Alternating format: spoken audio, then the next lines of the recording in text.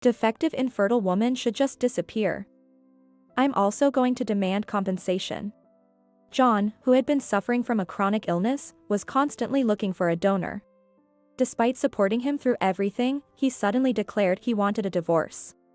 Stunned and unable to comprehend, I was finally pushed to decide on divorce by his harsh words.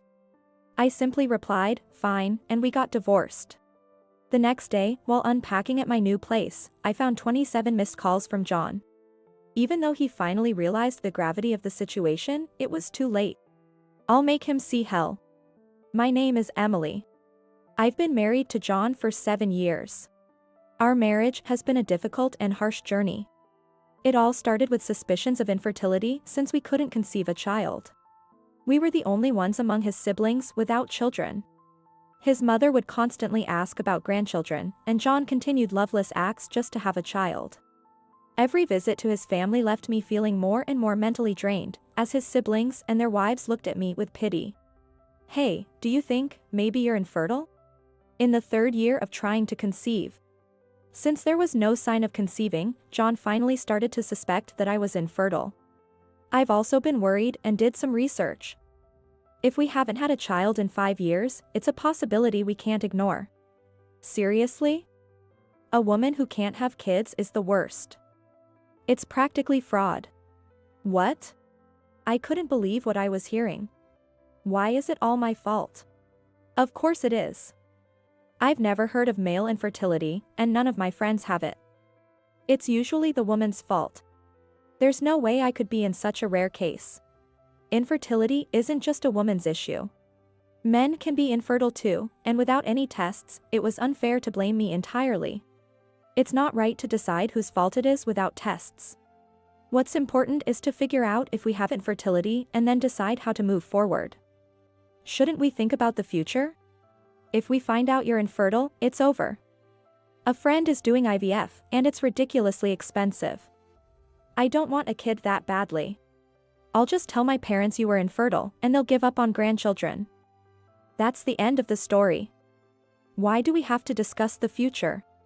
John was determined to make it my fault. I couldn't understand his reasoning. Why am I being blamed for infertility? I've told you repeatedly we won't know until we get tested. I grew increasingly frustrated as I watched John respond indifferently, as if he wasn't even listening to me. Even before John mentioned it, I had been anxious about not being able to conceive. I had often worried that maybe I was the cause. But friends and family had encouraged me to talk to John about it. With their support, I have been able to cope with him up until now. However, instead of facing the issue, John dismissed me. He refused to consider that it could be his fault. His attitude made me so angry that I raised my voice, and he glared at me with annoyance. I can't be the reason. My brothers all have kids. I heard infertility can be hereditary. Indeed, my mother had struggled to conceive me and my sister. However, it wasn't infertility, it was really just a timing issue. It was simply a matter of not conceiving quickly. John knew this story and was using it to blame me. My sister and I were born, so that theory doesn't hold. But neither you nor your sister have kids. My family does. It's clearly your body. There's no reason for me to be blamed. My sister had only been married for half a year. They were still newlyweds and hadn't started trying it yet. John didn't understand and kept blaming me. I clenched my fists and trembled with anger. So you just want to blame me? It's not my fault, it's yours. If you're so sure it's not you, let's get tested properly. You're confident in your fertility, right? Then let's go together and get a clear answer. Either way, I wanted to know if I was infertile. Even if something happened and I divorced him, I wanted to know my chances if I remarried and tried to have children. I wanted to know that. This conversation made me start considering divorcing John. Unaware of my thoughts, John easily took the bait. Fine. Since it's your fault, I have no problem getting tested. So, we decided to get infertility tests together. However, soon after this, John was diagnosed with a chronic illness. The diagnosis was chronic renal failure, requiring dialysis. John's kidney disease is at stage 5. It's terminal, but it doesn't mean he's going to die immediately. Dialysis treatment can maintain his current condition. I couldn't believe what the doctor was saying. Terminal chronic renal failure, stage 5. The words kept repeating in my mind, making my head spin. I couldn't process what the doctor was saying. John will need to visit the hospital regularly. He'll undergo hemodialysis 4 times a week, for 4 hours each time. If this doesn't improve his condition, we'll switch to peritoneal dialysis, which will require hospitalization. Treatment options include APD, done overnight, or CAPD, done 4 to 6 times daily. Dr. Johnson, will this improve John's health? It sounded like palliative care rather than a cure. When I asked for clarification, the doctor looked solemn. Honestly, it's more about managing his condition than curing it. To regain a normal life, a donor transplant would be ideal. But finding a donor is difficult. Our goal is to prevent his condition from worsening and to help him live a normal life with his family. Although I had feared this, hearing it explicitly was hard to accept. John, hearing this, looked more shocked and remained silent. That day, I took John home without a word. The next day, his dialysis treatment began. John, are you okay? Even at home, John remained silent. When I asked, he started laughing manically, as if something had snapped. Stage 5 renal failure, huh? It's a joke. Why do I have to go through this? One moment he was laughing, and the next, John threw the TV remote controller from the desk at me. Startled, I let out a small scream and covered my face with my hands. It's all because I married you. How can you say that? John was clearly the most shocked by the diagnosis. But his words still hurt me deeply. I'm human too. Even though I was considering divorcing him, I had never once wished for him to disappear. However, I couldn't forgive John for saying such hurtful things so casually. I was deeply hurt. You ruined my life. You can't have kids, and you don't even try to be a good wife. On top of that, you bring this disease into my life. Marrying you ruined everything. Illness affects the heart too. John's words made this painfully clear. He had always been somewhat verbally abusive. But he had never gone this far. If only you weren't here. If only I hadn't married you. Despite repeating this, he held me tightly. At first, I couldn't understand why and was confused. But he must have been suffering too. His arms were trembling as he held me. John, who always maintained a good outward appearance, probably had no other place to vent his frustrations except on me. At that moment, I believed I was the only one who could handle his pain and decided to endure, no matter what he said. I could wait to divorce him. Until his condition stabilized. I would support him as much as I could. With that resolve, I began a strenuous journey of supporting him through his illness. However, I realized this was a mistake a month later. Emily, let's get a divorce. We were having dinner together when John suddenly declared he wanted a divorce. I was so shocked that I stopped mid-bite. John continued eating as if nothing had happened. What? What did you just say? Didn't you hear me? I'll say it again. I want a divorce. I can't be your husband anymore. It wasn't my imagination. John was indeed asking for a divorce. But why all of a sudden? I couldn't recall doing anything to warrant this. As I sat there in stunned silence, John sighed impatiently. I'm tired of being with you. Just seeing your face stresses me out and might worsen my condition. Why? Why a divorce? I've been doing my best to support you. Supporting me? John sneered at my words and said something unbelievable. It's because of you that I'm sick and we can't have kids. You dragged me into this misery, and you call that support? Don't make me laugh. He placed his forks down roughly, his irritation evident. I reached my limit with his attitude and words. Why do you blame everything on me? I didn't make you sick, and it's not just my fault we can't have kids. Are you saying it's my fault? John was probably overwhelmed by his illness. He likely didn't even remember that we went to get tested together. He interrupted me before I could argue. If we had kids, I might have had hope to live. But there's no motivation without a child. My life is bleak with you. So, get a divorce. I can't stay with you. All right. After hearing that, I couldn't bring myself to support him anymore. I thought I could wait until his condition stabilized, until he got a little better. That's what I thought, but it was a waste of time. To him, I was nothing but a jinx. Realizing this, I agreed to his request. Thus, our divorce was finalized. I was to move out by the end of the week. While John was at the hospital, I went to the court to prepare the divorce petition and started packing. During that time, I happened to run into Lily, a mutual friend of ours, at the court reception. She was the one who assisted me. Emily? What's going on? Did something happen? Lily, who attended our wedding, was shocked to see me there for a divorce petition. The moment she gently asked, everything I'd been holding back burst out, and I broke down in tears right there. The staff, noticing the commotion, directed Lily to take care of me and led us to a private room. I'm sorry, Lily. I couldn't hold it in. It's okay. What happened? You can talk to me if you want. We didn't know each other well. We had met through John and had only seen each other a few times. She always treated me kindly and looked after me like a caring older sister. She was a warm-hearted person who left that impression on everyone. Actually, I seriously hesitated about whether to tell her everything. She was John's friend. If I wasn't careful, she might tell him everything. But the genuine concern in her eyes made me relent and share the whole story. I was defeated by her concerned gaze and ended up sharing everything. Lily trembled with anger and gently held my hand. You've endured so much, Emily. What? Upon hearing the story of our divorce, Lily looked at me with determination and revealed a shocking truth. What she told me made me regret all my efforts to support John. Emily, I'll help you. Let's make him pay for what he's done. Are you sure? Lily, you're also John's friend. He's no friend of mine. Anyone who treats such a supportive wife like that doesn't deserve my loyalty. Lily's supportive words filled me with joy. I'll give you my full support.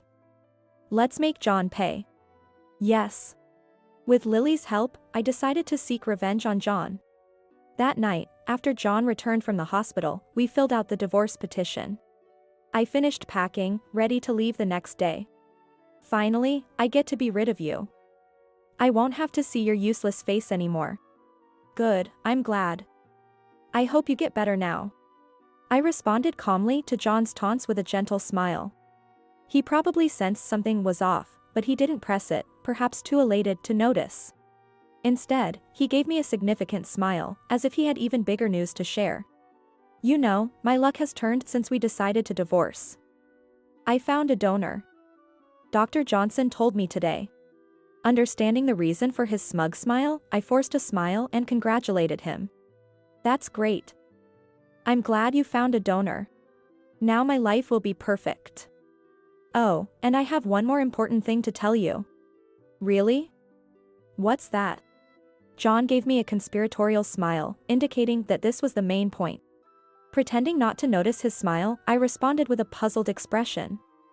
He laughed mockingly and then delivered a shocking statement. Since the divorce is settled, I have no use for you. So, get lost, defective infertile woman. I'm also going to demand compensation. You ruined my life, so it's only fair. I was internally shocked by John's words. He really thought I knew nothing. In reality, he was the one who knew nothing. I agreed to his words while mocking him internally. Fine, I replied shortly and left for the court the next morning to submit the divorce petition. That evening, I met up with Lily after work and went to my new place. Is that about everything unpacked? Yes. Thank you so much. I didn't expect you to help with the move.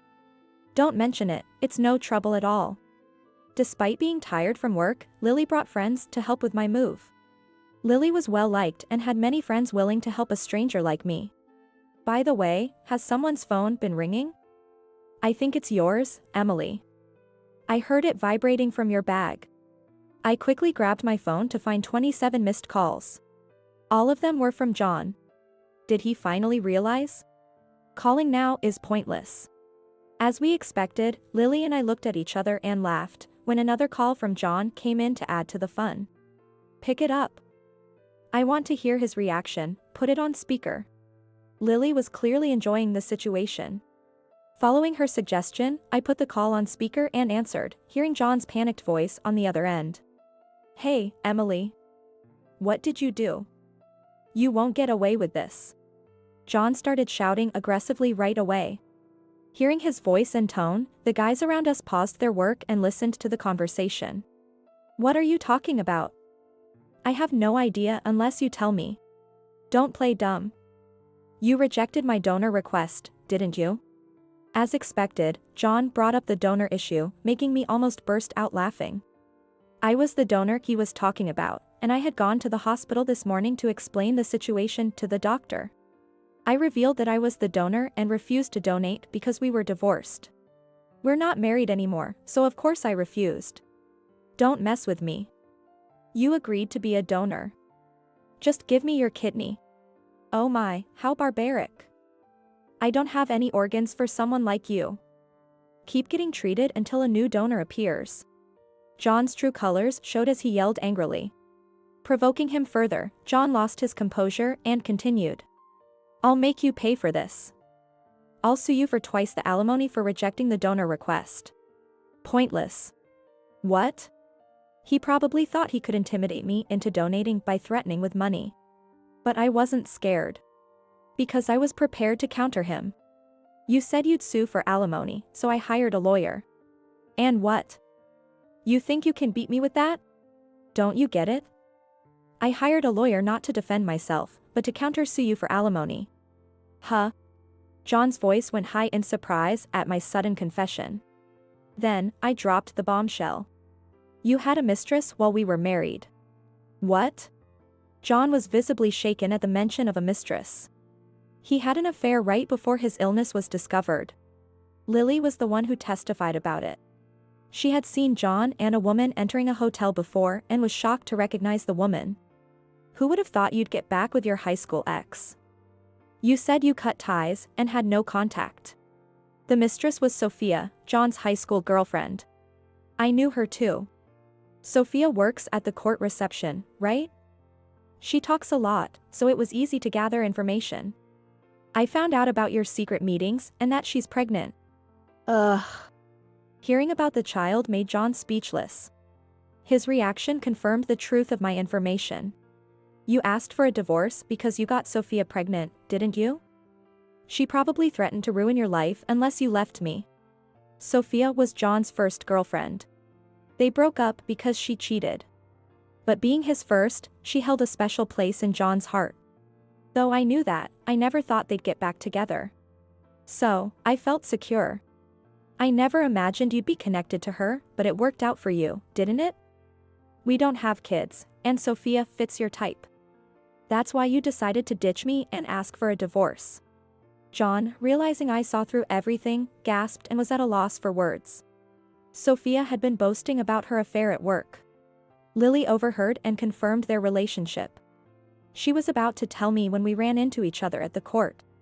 She decided to support me because she knew the entire situation. So, you said you'd sue me for not having kids, but you should know you're the one who's going to suffer. I'm fully prepared to fight against you. But it was actually your fault we couldn't have kids. I got Sophia pregnant, so it's proven I wasn't the problem. Clearly panicking, John inadvertently confirmed his affair and the pregnancy. I turned to Lily, who had been recording the whole conversation, providing new evidence. The guys around us, listening as witnesses, made it impossible for John to escape. Remember when we went for that fertility test together? What? We never, oh. As I brought it up, John finally remembered. I revealed the shocking result. The test results showed it wasn't my fault. Huh? John sounded utterly confused on the other end of the line. He let out a startled, high-pitched voice. The results showed the infertility issue was yours, John. You can't have children. John was, in fact, infertile. He was at a loss for words at this shocking revelation. I could hear some commotion next to him. If you don't believe me, I'll show you the proof on a video call. Look at your phone. I activated the camera while keeping the call on speaker. As soon as John naturally started a video call and I showed the test results I got from the hospital, a high-pitched voice from beside him echoed. Wait. John, listen to me. To my surprise, Sophia was next to John, reaching to grab his phone. You. Sophia. What's going on here? Explain yourself. John swatted Sophia's hand away and glared at her with an angry expression. Panicking, Sophia turned her focus towards me. No, it's not like that. You can't just lie like that. John can't be infertile, there's no way. The unexpected situation made my heart race with excitement. The guys around are all super interested in the soap opera level drama unfolding. As Sophia started to lose her composure, Lily popped her face into the video call. Well, Sophia. What are you doing there? Weren't you supposed to be on a date with that hotshot businessman today? Lily. Both of them looked at the screen in surprise, clearly not expecting to see Lily. Finding the situation amusing, Lily continued with a smirk. You always brag about your men at work, but I never thought you'd go after John too. How many guys this month? You're always boasting about how many you reel in each month, right? Stop it. Don't say such ridiculous things. Lily's unexpected revelation made Sophia pale. Hearing this, John trembled with rage and shouted. What's the meaning of this, Sophia? Whose child is that?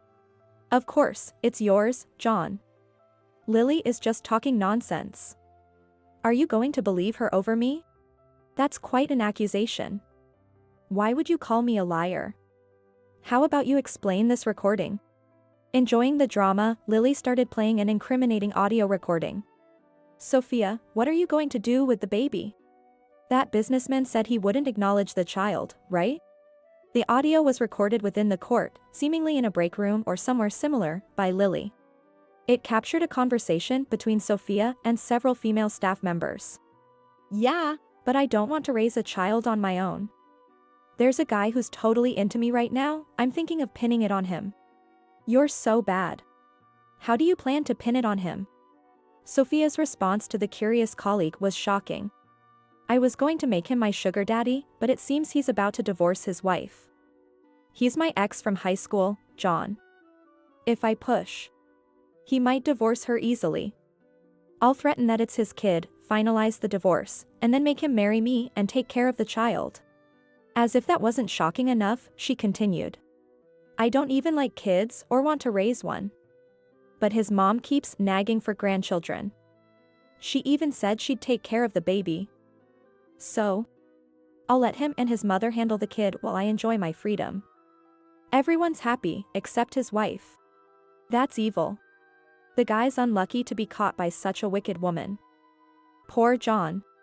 Because it was someone else's business, the female staff members listening just laughed. Hearing the conversation, John shook with anger, and I looked at Sophia through the call in utter disbelief. No, it's not like that, this is... Stop making excuses. We have the evidence right here. How are you going to talk your way out of this? Huh? John looked like he was about to take matters into his own hands with Sophia. Thinking that was definitely a bad idea, I interrupted their conversation and formally challenged John to a duel. That's enough. My lawyer will be contacting you soon. We'll handle everything through them. Emily, wait. Let's talk this out. I was deceived by this woman too. I'm a victim here. If it weren't for her, we could work things out. Please. Give me a chance to explain. You're going to leave me? That's so cruel. You said I was more important than her, John. Never did I imagine being involved in such a mess. Tired of the drama, I looked at both of them with disdain. There's no way I'm giving you a chance. Do whatever you want from now on. I'm no longer your wife. I sighed deeply.